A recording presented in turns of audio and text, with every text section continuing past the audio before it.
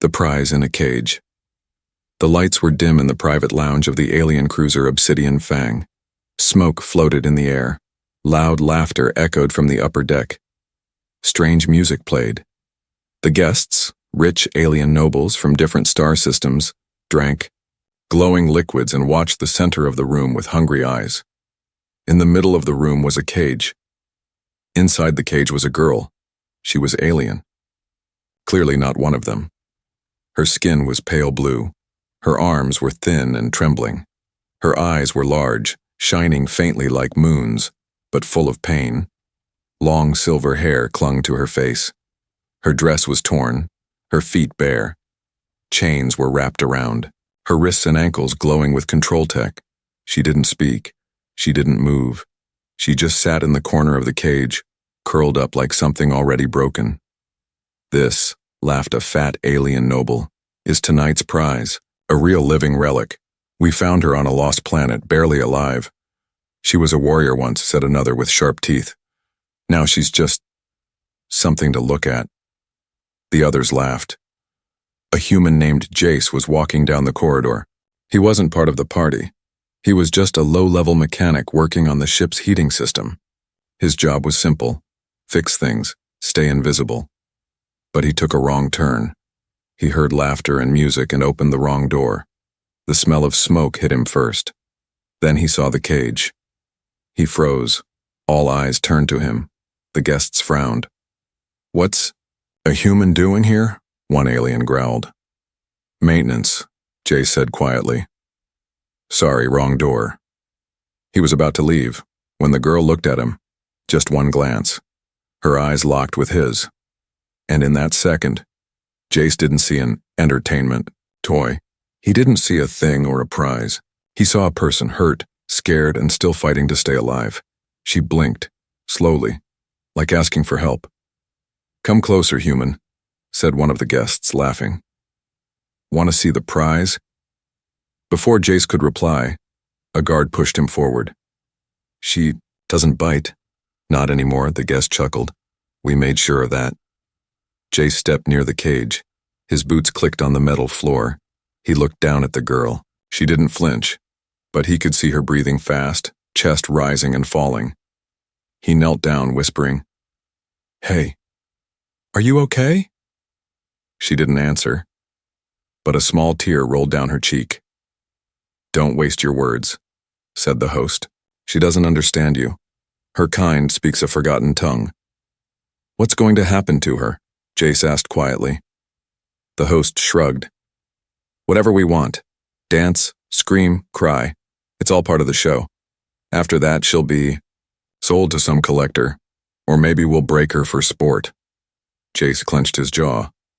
"You said she was a warrior," he said. "Once," the fat alien replied. "But now she's a pretty decoration, like a broken sword on the wall." Jace stared at the girl again. Her face was swollen in places. There were bruises on her arms, but her eyes, they were still alive, still waiting. He stood up. "She's not a decoration," he said. The room went quiet. The host narrowed his eyes. "Careful, human, you're just a guest here. Know your place." Jace looked around at the aliens, their fancy clothes, their laughter, their cruelty. He looked back at the girl. "I'm sorry," he whispered to her. Then he turned and left the room. That night, Jace couldn't sleep. He lay in his bunk, staring at the ceiling. The image of her face wouldn't leave his mind. That look in her eyes, that silent plea, it haunted him. He sat up. "This is wrong," he muttered. "This isn't what I signed up for." He knew he was just a small worker on a giant alien ship. He had no power, no weapons, no plan. But one thing was clear. He couldn't leave her there. He stood, grabbed his toolkit, and walked out of his cabin. The corridor lights flickered. The guards were relaxed now. Most guests were drunk. No one noticed the human mechanic walking back toward the cage room. Jace knew the systems, knew how the security locks worked, knew the blind spots in the cameras, He wasn't sure what he was going to do yet, but he knew one thing. He would not let her rot in that cage. The silent plea the cargo hold was cold that night. Metal groaned softly as the obsidian fang drifted through deep space. Jace crouched in the shadows near the access panel.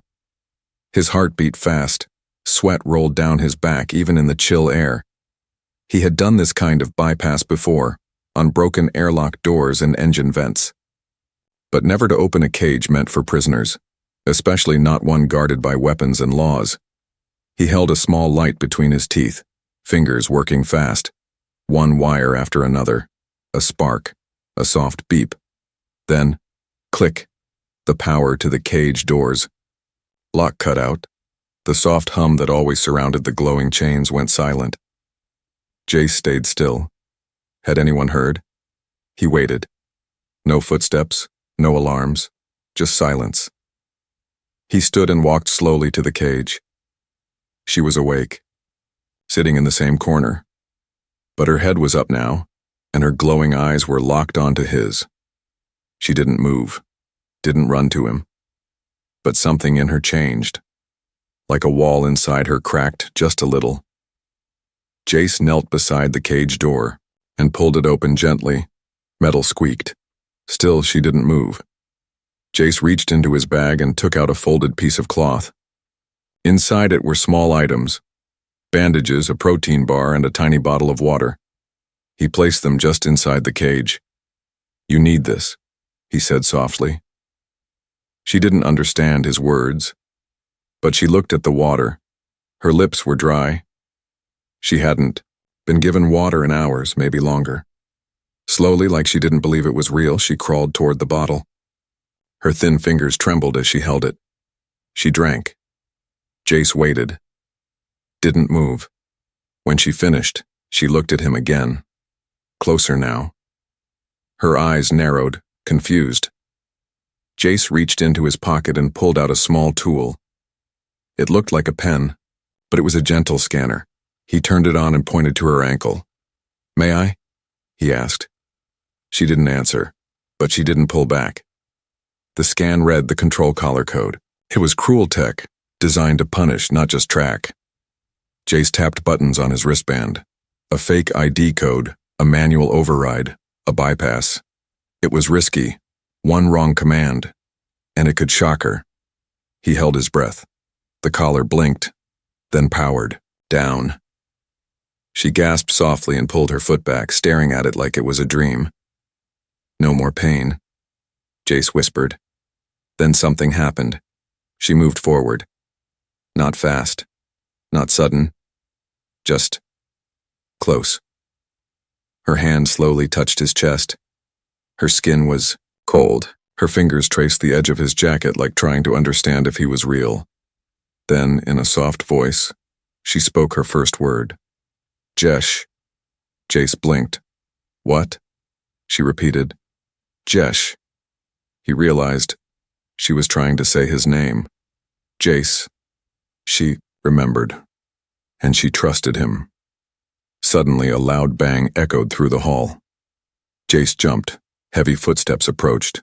The sound of metal boots on steel floor. Someone was coming. Fast. Jace looked at her, then at the open cage. He grabbed his bag and stood. "I'll be back," he whispered. But she reached forward and grabbed his wrist, tight. Her eyes were wide, shaking her head. She didn't want to be left alone again. "Please," she said, her voice cracked. "Jesh." It was the second word she had ever spoken to him. He had no time to think. Jace pulled the cage door shut again, just slightly, not locking it. He turned and ran back toward the shadows, slipped behind the crates, just as a guard entered the room. The guard walked in slowly, drunk and grumbling. He didn't notice the missing water bottle, didn't notice the girl sitting a little straighter than before. He just threw a half-eaten piece of food at her and laughed. Then he walked out again. Jace waited 10 minutes before leaving. Back in his bunk, Jace stared at the ceiling. She spoke. She knew his name.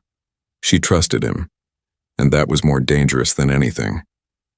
Elsewhere, deep in the ship's central core, a camera blinked red.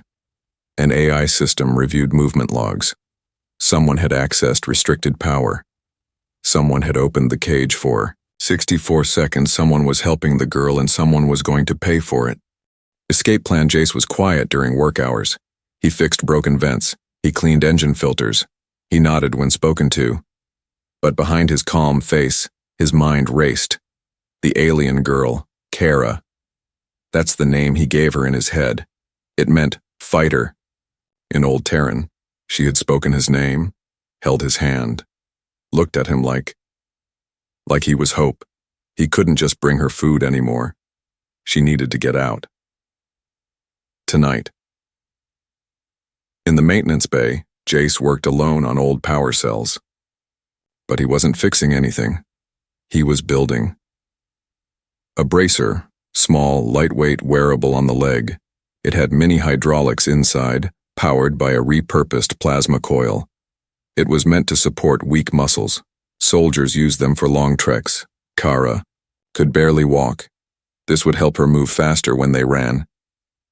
He looked up suddenly. A shadow passed the doorway. One of the guards. Jace quickly shoved the bracer into a hidden drawer and faked a yawn. Still working? The guard grunted. Old batteries, Jace said, wiping pretend sweat from his face. They keep exploding. The guard laughed and walked off. Later that night, Jace slipped back into the cage chamber. Kara was awake, sitting closer to the bars now. Her bruises were fading, thanks to the ointment Jace gave her. Her posture was stronger. He knelt down, again, showed her the bracer. She tilted her head, curious. He pointed at her leg, then mimed walking faster. Her eyes lit up. She understood. Gently, he opened the cage again. This time, she stepped out. Her first steps were slow. She leaned on his shoulder. He didn't move. He let her hold on. Then she stood on her own. He strapped the bracer to her thigh and adjusted. The pressure. She winced, then took a small step forward, then another. She smiled. It was small but real. Jace smiled back. We're getting out. He showed her a map of the ship on his holopad. Marked were the airlock, the guard routes, and the blind zones between cameras. They had 12 minutes between patrol rotations. 4 minutes to reach the hangar. 3 to break into a shuttle. It was tight. She nodded. Suddenly, a soft click echoed behind them. A third figure stepped out from the shadows. Jace spun around, heart leaping. It was Torek, another worker. Half reptilian. Quiet. Always watching. He held up his hands. I saw you last night. Jace stayed silent. I saw you open the cage, Torek said. You're trying to free her. Kara moved closer to Jace, eyes wary. What do you want? Jace asked.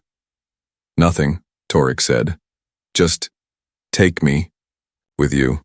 Jace blinked. Why? Torek looked down. I was born a servant.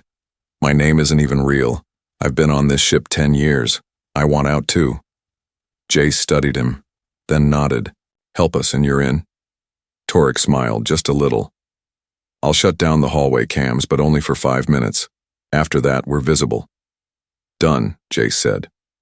They waited. At exactly 0200 hours, the hallway lights dimmed.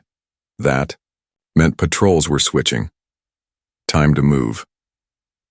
Kara wore a black cloak Jace had stolen from the laundry.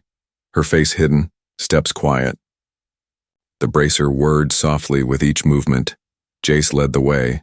Torek followed, watching the corners. They passed cargo holds, sleeping quarters, empty mess rooms.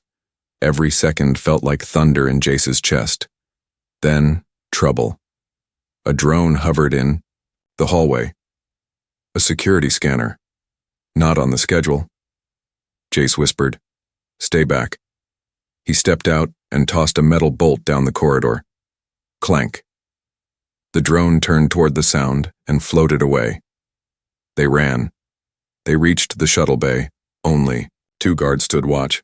Jace looked at Torek. Diversion? Torek nodded. He pulled out a small flash stick, overloaded it, and rolled it across the floor. Boom. Light flared. Alarms buzzed. The guards shouted and ran toward the noise. Kara and Jace dashed forward and slid into the nearest transport ship. It was old but still powered. Jace jumped into the pilot seat and started hot-wiring it. Kara sat beside him, breathing hard. "You okay?" he asked. She looked at him and squeezed his hand. Then the shuttle roared to life. From the hallway behind, a loud scream echoed. Torek. He hadn't made it. Jace looked back. Kara grabbed his arm, shook her head. "No. Trap," she said. She spoke. English now, just a little. "Enough." Jace hesitated, then closed the shuttle hatch. Torek's scream stopped. He was gone. The shuttle lifted off. It blasted out of the hangar bay, engines burning blue, alarms blaring behind them. They were out, for now. But the obsidian fang wasn't finished. From the main deck, a cold voice hissed, "Find them. I want my prize back, dead or alive." Run or die, the stars were cold and endless. As the stolen shuttle soared into deep space, Jace kept his hands steady on the controls. The stolen ship groaned with every engine push. It wasn't built for escape, just slow cargo hauls. But now it was the only thing keeping them alive. Behind him, Kara sat quietly. Her breathing was fast but steady. Her glowing eyes stared out the window, scanning the stars like she expected the universe to attack at any second. He understood that feeling. Suddenly, a loud ping echoed through the ship. Incoming transmission. Jace's face tightened. He didn't answer. But the message played anyway. "This is the Obsidian Fang. Return our property now. You have 1 minute before pursuit begins. You cannot run." Kara flinched at the voice. Her fists clenched. Jace shut off the comm system. "No," he muttered. "We're not going back." 4 minutes later, 6 sleek hunter ships launched from the Obsidian Fang. They were faster, heavily armed, and tracking the stolen shuttle's every move. Inside the small ship, Jace worked fast. He opened an access panel beside his seat and started rewiring the power flow. "We're going into a debris cloud," he told Kara. "Metal from a broken moon. They won't be able to track us as easily." Kara nodded. She didn't speak much, but her eyes were focused. Brave. Jace activated manual controls and aimed the ship toward the swirling field of space junk. Giant rocks, metal chunks, dead satellites, old ship skeletons floating endlessly. It was dangerous, but it was cover, and they needed it. The first enemy ship entered the field behind them. It fired. A blast slammed into the shuttle's left engine. The whole ship shook. Lights flickered. Jace gritted his teeth. "Hold on!" He twisted the controls, dodging between sharp debris. Sparks exploded behind them. Kara looked at the back of the ship. Smoke poured from a panel. "I fix," she said, pointing. "You know systems." Jace asked. She nodded once, he nodded back. "Go." She ran, even injured. Her steps were sharp now, stronger than before. Jace focused on flying. Another blast flew past them. "Come on. Come on," he whispered. Kara ripped open the back panel. Fire burst out. She didn't flinch. She grabbed Jace's old toolkit and got to work. Her fingers moved fast. Wires reconnected. Plasma gel sealed a leak. She hissed in pain as a spark burned her hand but didn't stop. The engine coughed, then came back online. Jace grinned. "You did it." She appeared beside him again, breathing hard. "We go now?" "Yes." Fast. The shuttle blasted forward, diving deep into the junk field. Behind them, 2 hunter ships clipped metal beams and exploded. One crashed into an old satellite. Only 4 were left. But Jace knew they were the best. Then, something strange. The ship started losing power. Not in the engine, but in the air system. The oxygen levels were dropping. Fast. "Damn it," Jace muttered. They hit the life support controls. He checked the backup system. Damaged. They had 12 minutes of breathable air left. Kara didn't fully understand, but she could see his face. Problem? She asked.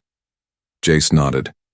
We're not dead yet, but we're choking soon if we don't. Land. Where? She said.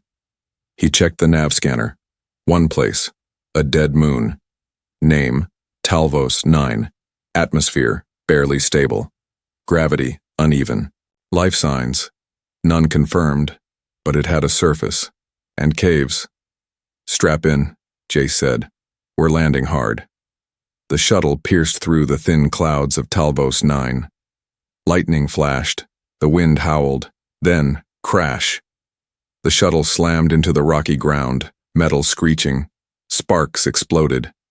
The ship skidded across jagged rocks and slammed against a cliffside. Silence. Then, Kara coughed. Jace groaned. But they were alive. Barely. They crawled out of the broken shuttle into the howling wind. The moon's sky was gray. Sharp, black rocks covered the land. Strange spiked plants grew in the cracks. Kara looked up. Safe? Jace nodded weakly. For now. They had a few survival packs, food for 2 days. 1 flare gun. No working comms. But they had breath and a little time. Hours passed. They found shelter in a nearby cave. Dry, dark, safe from the wind. Jace sat by the wall, cleaning a cut on his arm. Kara was on the other side, watching him silently. You didn't have to help me, she said suddenly. Jace looked up. What? I was nothing, she said, her voice low.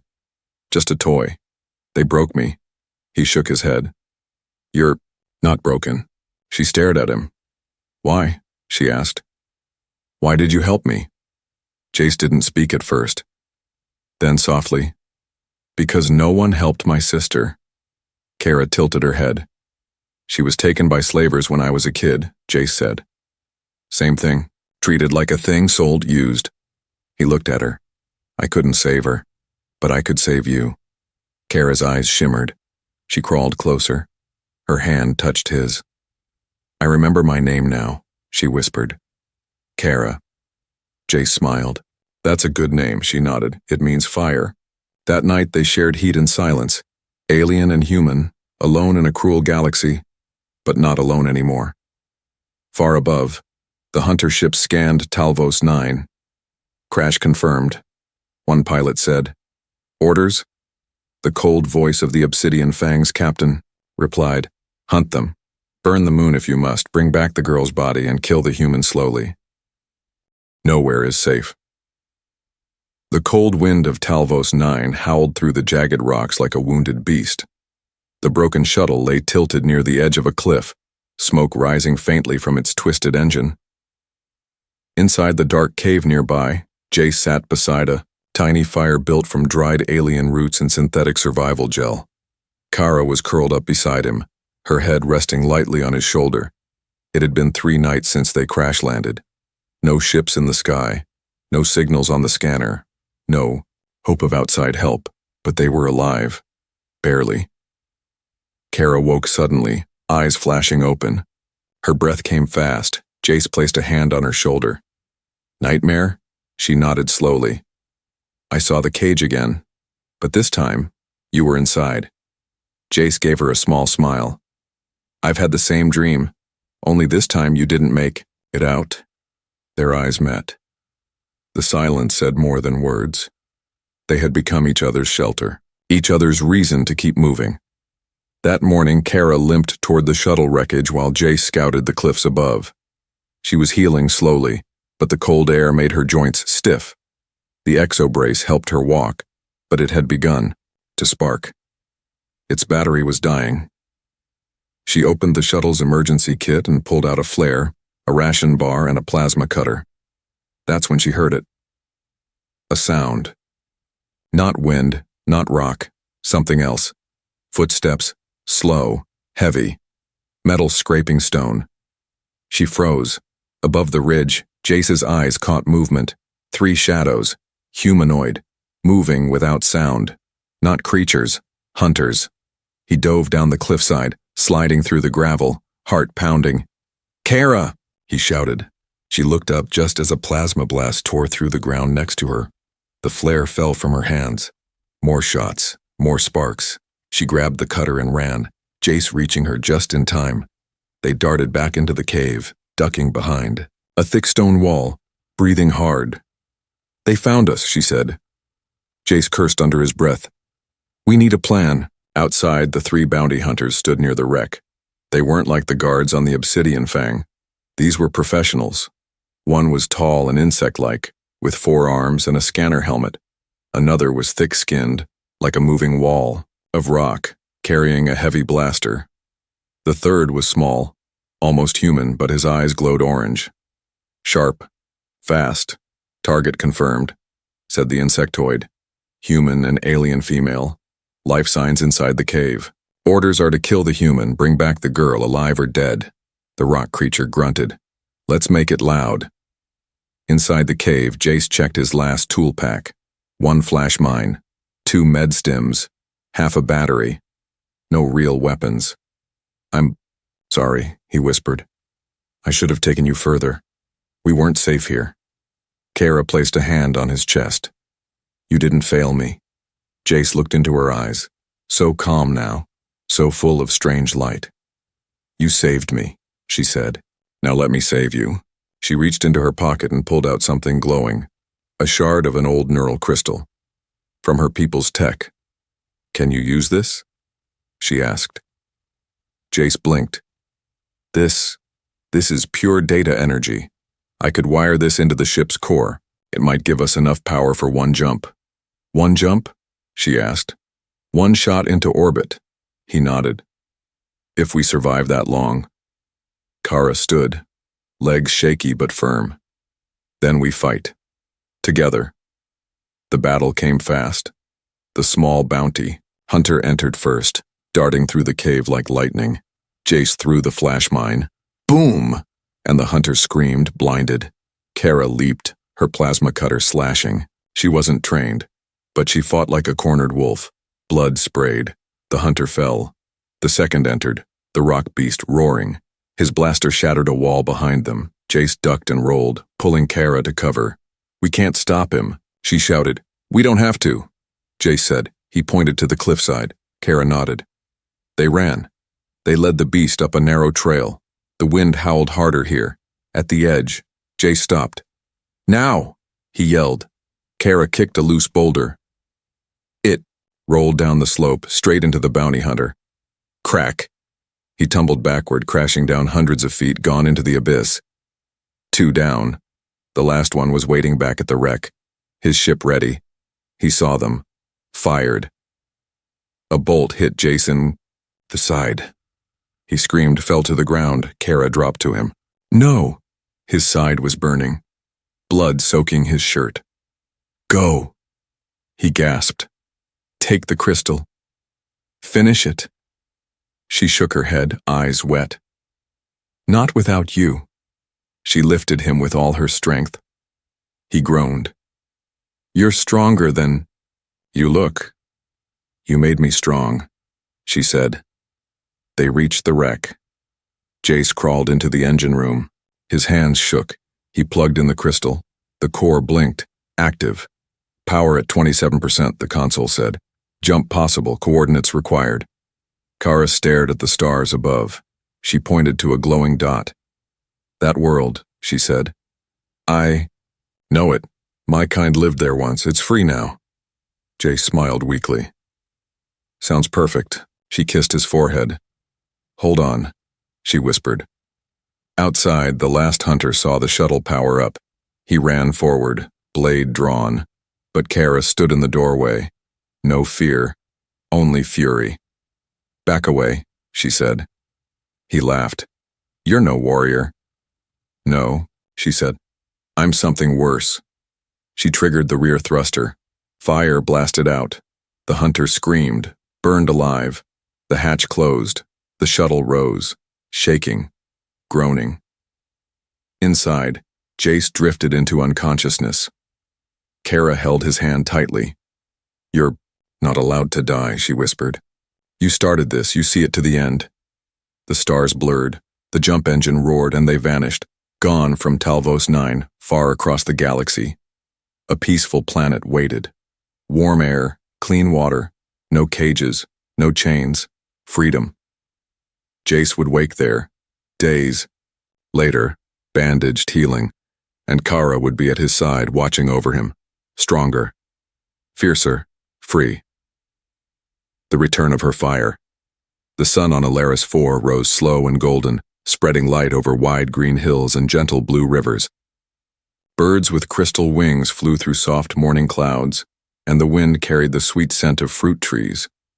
It was nothing like the cold moon where they had crashed, and even farther from the steel hell of the obsidian fang. Jace lay on a soft bed inside a small shelter made of glass stone and woven branches. The room was warm, peaceful. A soft hum came from a healing pod beside him, pulsing around his injured side. His chest rose and fell slowly. He had been asleep for 4 days. Sitting beside him, Kara kept watch. Her hair had grown longer since the crash. Her wounds had healed into thin silver scars. Her eyes were no longer filled with fear, but with sharp fire and quiet strength. She wasn't the same girl who had once sat broken in a cage. She had returned to being a warrior. When Jace finally opened his eyes, blinking against the soft light, Kara leaned close. "You're awake," she whispered. He tried to speak, but his throat was dry. She held water to his lips. He drank, coughed, then gave a weak smile. "You're still here?" he rasped. "I said I wouldn't leave," she replied. He reached for her hand and she held his without hesitation. "Where are we?" he asked. "Safe," she said. "For now." 1 week later, Jace was able to walk again, though slowly. His side still hurt, but he smiled more now, laughed even. Kara led him outside their small hut. The village on Alaris 4 was built into the land. No sharp metal, no flashing tech, just harmony with nature. The people were kind, quiet, survivors of many wars. They had accepted Kara without question, and they had welcomed Jace simply because she trusted him. One day, Jace watched from a bench as Kara trained. She stood in the grass barefoot, a curved blade in her hands. It was made from old crystal, one of the last weapons of her people. She moved like flowing fire. Strike, step, spin, pause, breathe. He watched her, eyes wide. "You're incredible," he said. She stopped, walked over, sat beside him. "I used to be like this." "Before the cage," she said. He nodded. "You were never broken. You were just waiting to return." She looked at him. "You gave me that chance." Later that evening, they sat under a glowing tree. Its leaves shimmered like stars. Jace looked up. "Do you think they'll come back for us?" Kara's voice was quiet, but steady. "They will." He turned to her. "Then we need to be ready." She nodded. "I'm already training, but you need to prepare too." He raised an eyebrow. "I'm not a fighter." "You are," she said. "You fought for me when no one else would. That's the strongest kind of warrior." So she trained him, every morning, every evening. Not just in weapons, but in focus, in stillness, in speed.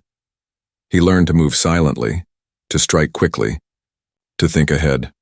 Sometimes he failed, fell, got bruised, but he always got back up. Kara watched with pride. He wasn't just healing physically, he was becoming something more. One night, as they sat by the fire, Kara shared more of her past. "My planet was burned," she said. "I was taken with hundreds of others, sold to collectors, fighters, nobles." Her hand trembled slightly. Jace placed his over it. "They broke our names, our languages, made us forget who we were." He waited. Then she whispered, "But I remember. Now, my true name isn't Kara." He blinked. "It's not?" "No," she said. "That name means fire in human tongue, but my real name is Celia. It means she who will rise." Jace smiled softly. "It suits you." The next day, something changed. While checking the scanner they had rebuilt from shuttle pieces, Celia froze. A signal, a short burst, encrypted. Could be nothing, Jace said. But she shook her head. It's not nothing, it's them. That night, the village elders called a meeting. Celia stood before them and spoke calmly. They know we're here. They will come. The elder nodded. Then we will hide. No, she said. We fight. The room went silent. You don't have to face them alone, said another elder. Celia turned to Jace. No, she said. I won't be alone. He stepped forward. You saved me. I'll stand with you. Over the next week, they prepared. Traps in the forest, signal dampeners, old pulse rifle. The girl who was never a toy. The sky over Alaris 4 turned dark as 3 warships descended through the clouds like black knives. The villagers stood silently, many holding old plasma rifles, blades, or nothing but farming tools. Their eyes weren't trained for war, but they had something else. They had Celia, no longer broken, no longer afraid. She stood at the front, glowing blade in hand, wind lifting her silver hair as the enemy ships opened. From the lead ship, a tall alien commander stepped down. His armor was polished obsidian. His voice was sharp and cold. You are property, he said to Celia. You were never meant to be free. Jace stood beside her, holding a rebuilt pulse rifle. She belongs to no one, he said firmly. The commander's eyes narrowed. Then you both die. The battle begins. The moment the soldiers marched forward, Celia raised her arm. Now. Hidden energy mines exploded across the field, flinging dirt and bodies through the air. Villagers popped up from trenches, firing. Plasma shots with shaky hands, but with full hearts. Jace ducked behind a boulder, firing at the left flank. His aim was sharp now. Months of training had shaped him. Beside him, Celia danced across the battlefield like lightning. Her blade sliced through metal and armor. She was graceful, terrifying. This was the true Celia, the one they had tried to cage, the one they had failed to break. A large trooper aimed a cannon at the village gate. Jace saw it. Too late. No, he yelled. But Celia was faster. She leapt in front of the gate, spinning mid-air. Her blade cut straight through the cannon, then through the soldier. The blast never came. Villagers cheered. Hope surged. But the enemy kept coming. Hundreds of black-armored elites, weapons humming. The tide was turning. Suddenly, an explosion near the ridge. Jace turned. The backup generator. Their comm jammer. Gone. That meant one thing. Reinforcements were coming. For the enemy. They didn't have long. The turning point. Jace! Celia called, breathing hard, her blade dripping with enemy blood. We have to fall back, he shouted. We'll be surrounded. But she didn't move. She looked to the sky, toward the largest warship hovering above. I have to end this, she said. Jace stepped closer. What are you thinking? There's a way, she said. A power. From my bloodline. It's inside me. I've felt it since I was freed. You mean the ancient energy? He asked. The one your people sealed off? She nodded. They used it once to stop a war, but it comes at a cost. Jace stared at her. What cost? She looked down. It burns everything, even the one who uses it. His heart sank. Then no. We'll find another way. But she took his hand, pressing her forehead to his. I was born to be a weapon. They made me believe that. But you reminded me I am more. She pulled away, smiling, gently. But today, I choose to be a weapon. For them. For you. Before he could stop her, she ran toward the battlefield's center, toward the fallen stone altar her ancestors once used. Jace screamed her name, but she didn't stop. She climbed the altar steps, holding her blade high. Enemy soldiers rushed, her but too late. The crystal in her sword lit up, bright blue then white. The wind howled, the sky cracked, time seemed to freeze. The power awakens. From Celia's body, a pulse of ancient energy erupted, pure, raw light, spreading out like a storm wave. It knocked every enemy soldier to the ground. Their armor melted, their weapons shattered. The main warship began to shake in the sky, its engines stuttering. Jace fell to his knees, shielding his eyes, and then silence. A calm filled the valley. Celia stood still on the altar, her blade gone, the light fading, and then she collapsed. Aftermath. The battle was over. Not a single enemy soldier remained standing. The warship turned in retreat, engines sparking, limping back into orbit. The villagers slowly stood, stunned, alive, free. But Jace didn't celebrate. He ran to the altar, fell beside her body. Celia, he whispered. Her breathing was shallow, faint. He held her hand. You did it. You saved them. You saved me. She opened her eyes slightly. I was never a toy, she whispered. No, he said, tears falling. You were never a toy. You're the bravest soul I've ever known. She smiled faintly, then went still. Jace held her close. The village stood in silent mourning. The girl they once called entertainment had saved an entire world. But it wasn't the end. 3 days passed. Jace sat beside the sacred tree near the village. He hadn't spoken much. He barely ate. Then, a soft glow appeared beside him. He turned. A young girl from the village held out a small stone, shaped like a heart, humming with energy. She gave me this before the battle, the girl said.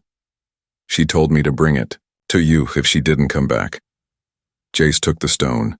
It pulsed in his hand, and suddenly, a voice, not out loud, but inside him. I'm still with you. His eyes widened. Her energy, her spirit, it had survived. Not gone. Just changed. 1 year later, the village was thriving. Clean water systems, trade routes, a defense net. Peace. Jace had become a leader, not because he wanted power, but because he had protected it when it mattered most.